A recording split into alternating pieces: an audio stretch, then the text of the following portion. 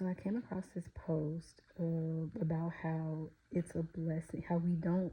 I came across this post around how we don't realize it's a blessing when someone walks out of our life. But how about when you decide to walk out of someone's life or people's lives, right? And oftentimes we like to hold on to people, especially as women, right? And I was watching this um, video of these group of older lesbians who were dropping some real wisdom. And they were talking about how we as women, especially, we will hold on and stay in these relationships, specifically relationship wise, and we will stay longer than we need to, right? And so I was just thinking of how oftentimes we don't realize that somebody leaving or us choosing to leave is a blessing, right? Because it can feel so painful, it can feel sad, and um, oh, it can feel so sad, right? And and it is. It's really sad because you have so much attachment to that person, right? So many memories, so many things that you experience. And so it can almost feel daunting when you come to a realization that that person is not meant to be in your life, or you have to walk away or they have to walk away, right? And this can be in whatever sense: relationship, friendship, even parent child relationship, right? And so, um, but I think there's always a blessing within it, regardless of what standpoint you fall under. Um, that oftentimes we don't realize until we're on the other side of it. And so,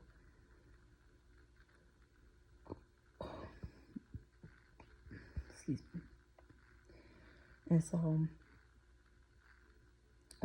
but I think sometimes is that we don't have the words to express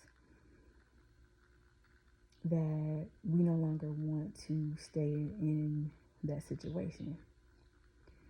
And so, and everybody doesn't necessarily have a vocabulary. And that can be frustrating. That can be really frustrating, especially if you are a person who you're upfront and you always say what it is that you feel. You are always open to communication, and you just know, you know what I'm saying, what you like and how to express that. Not because it's something that you grew up with, but it's just simply something that you've had to learn, you know? And it can be frustrating when you experience situations where other people don't necessarily exhibit the same, or it may seem like it's confrontational when it's not, when all you're trying to do is just set the tone for what it is that, so when you're trying to set the tone so there's no confusion, so that you can let the other person know that if there's anything that you want to express, you can express it. It's not about how the person is going to react. It's not about whether the person is going to reject you or not. And I want to use the term reject very, very loosely because it can feel like rejection.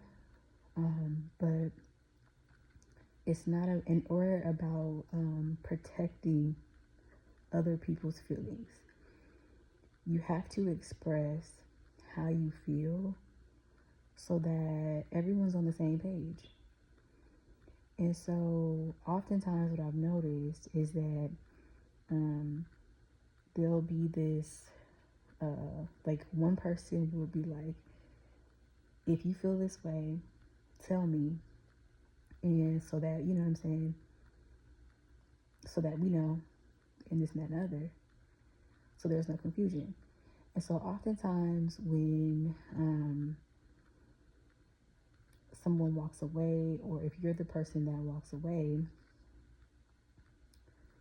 it can be a blessing because there's no longer that confusion, and you realize that number one, either you or the other person wasn't being honest in your feelings, or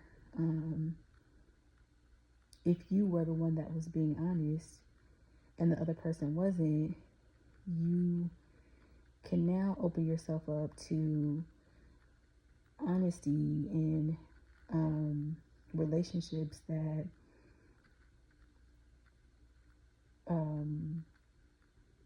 have more of an open communication, right, and are honest at the forefront instead of just one person being honest, right?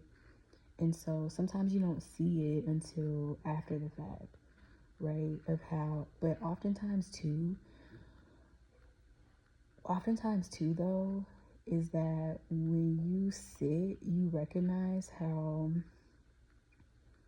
people's actions show you what they prioritize. And so all you have to do is just sit and just watch what people do. You can listen to what they say, watch what they do, and see whether it lines up. Because that'll show you exactly what they prioritize. Because oftentimes people leave before they actually leave.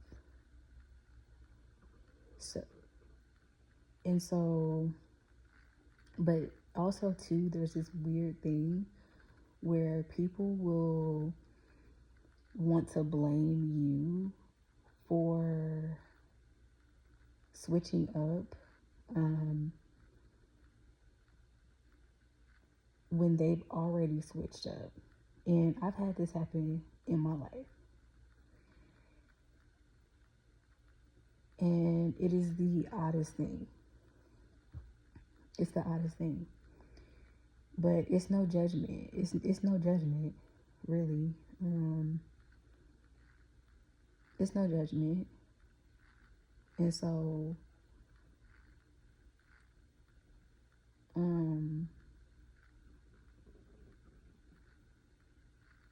I think what it is that, so just see, it goes back to that whole thing, is that rejection is protection. And so, and that can go both ways. Rejection is protection. Rejection is protection. And so at any point that you are being rejected is because you're being prepared for something that is better.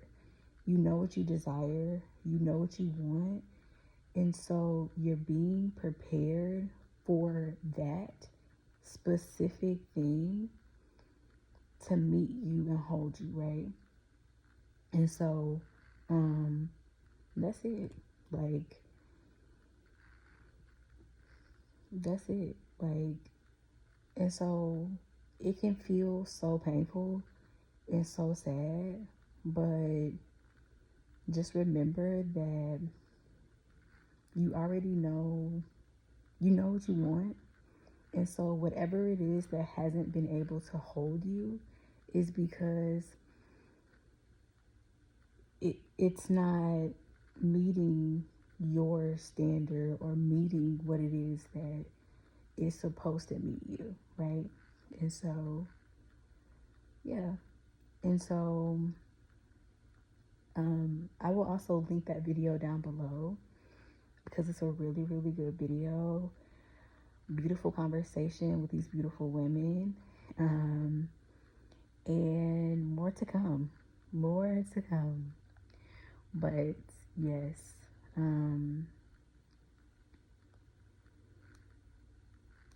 So, but you can but I think one thing too is that,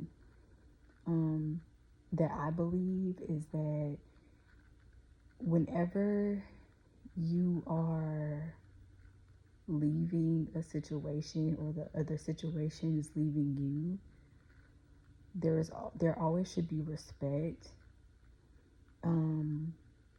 regardless. There should always be respect. And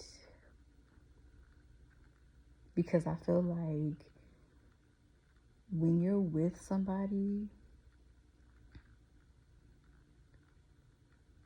that person is a part of you. And if you mean something to that person or you meant something to that person, then that should continue. That doesn't stop just because y'all no longer are together. And so respect is always a thing. But like I said, you can only be accountable for yourself, and that's it. But yeah, excuse my nail, y'all. I'm about to get them redone. But